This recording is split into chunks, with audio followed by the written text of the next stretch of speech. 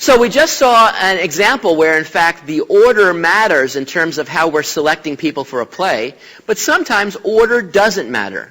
Now, can you imagine a scenario where you're picking things out and order doesn't matter? Well, here's one. So Marcia's going to choose 5 flowers from a bouquet of 12.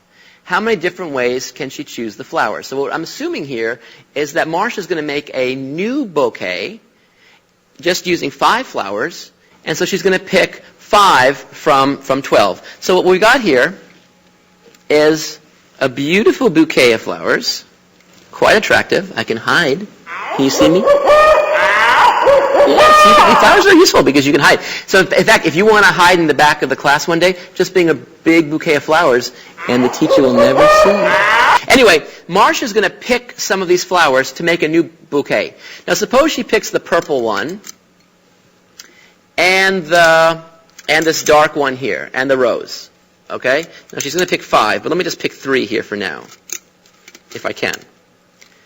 Now, of course, there's lots of ways she could pick them. She could pick the rose first, and then the dark flower, and then the purple flower, or the purple and so forth. But once she takes them out, and she puts them and makes her new bouquet, no one's going to ever know how she picked them out. So the order here doesn't matter, since she's going to take them and just look at them as a collective whole and make a new bouquet. So the bottom line here, here's an example where picking out the rose, this flower, and that flower should count the same as first picking out this, or this, or first picking this, or this, or first picking this, then this, then this, or this, and this. Lots of ways of doing it, but they're all the same. It's all the same bouquet. So here, the order doesn't matter. Well, when you want to count picking things out when order doesn't matter, then in fact, we call that a combination. Okay? When order matters, we call that a permutation. When order doesn't matter, we call it a combination. Now let's think about it. Should a combination be bigger or smaller than the same permutation? Well, if order matters, then once I pick out these 3 flowers, there are lots of ways of picking them out. So a permutation would be kind of big. But a combination would be smaller because I don't care whether I pick the purple, the red, or the orange, or orange, purple, red. They're all the same to me, so I don't care about it. I'm just going to count that as 1. So all the stuff that we were counting separately before now count as 1. So a combination is going to be smaller. A combination is going to be smaller. Let's see if we can actually compute it. Well, we can figure that out because we can just start with what we know, the permutation. And so let me show you the formula for a combination. So this is the notation.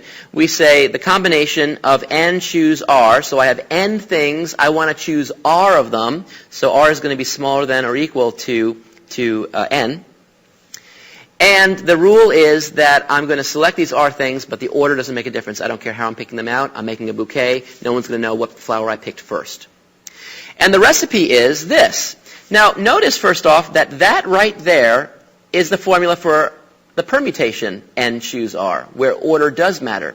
But since the order of picking the r thing doesn't matter, what we do is we just divide through by the r factorial in order to not count all those extra ways of doing it in different order.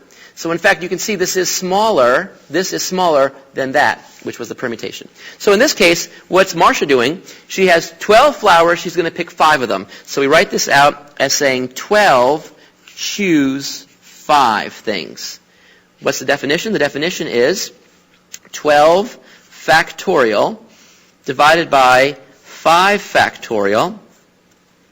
We multiply the 5 factorial by 12 minus 5, which is 7 factorial. Now, if you write all this out, what do we see? So let's write this out. 12 times 11 times 10 times 9 times 8 times 7 times 6 times 5 times 4 times 3 times 2 times 1. Phew! Divided by 5 times 4 times 3 times 2 times 1. And now I'm supposed to write 7 stuff. But think about it for a second. What is 7 factorial? It's 7 times 6 times 5 times 4 times 3 times 2 times 1. So in fact, that 7 factorial right there, we can see can be simplified with all of this. And so I'll do that. Now, in fact, you can actually simplify yet further. Let's see if we can actually simplify a little bit further. Like the 5 multiplied by the 2 gives me a 10. So that can actually simplify with this multiple of this factor of 10 on top. And so I see the 5 and the 2 can combine with the 10. Actually, the 4 times 3 is 12, so I can simplify that with the 12.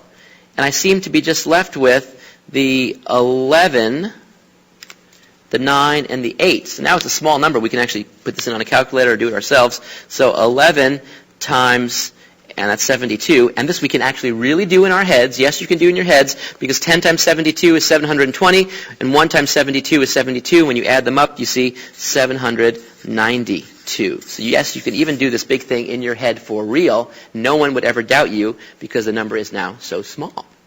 Anyway, the point is you can see the difference between a combination and a permutation. A permutation is where you're trying to select things out of some collection, and the order of selection actually matters.